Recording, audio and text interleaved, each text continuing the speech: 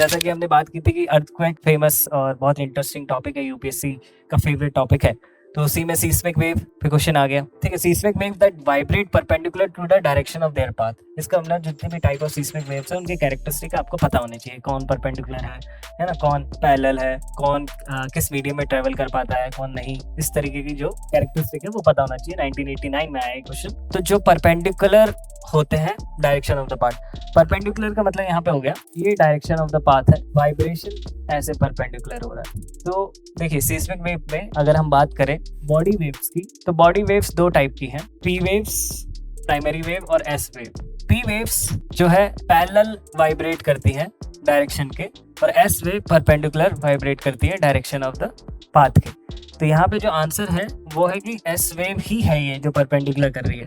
अब देखते हैं S wave, can they travel through the solid part of the earth only? Yes, they can only travel from the solid path. क्यों ऐसा क्यों हो रहा है कि देखिए एस वेव परपेंडिकुलर वाइब्रेशन है।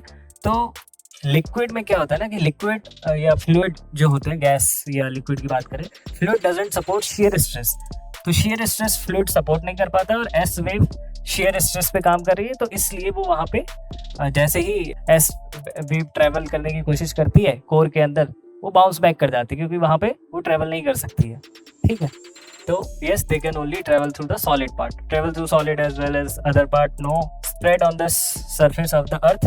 सरफेस ऑफ द अर्थ पे स्प्रेड होने वाली जो वेव्स होती हैं उनको हम बोलते हैं सरफेस वेव्स। ये सरफेस वेव, एल वेव्स जिसे लव वेव्स बोलते हैं, और रेले वेव्स ये होती है। नन ऑफ द अबव, ये भी नहीं। अब जब अगर आप एनसीईआरटी में देखना चाहेंगे इन्हें तो आपको पता लगेगा कि हाँ ये P waves, S waves, surface waves.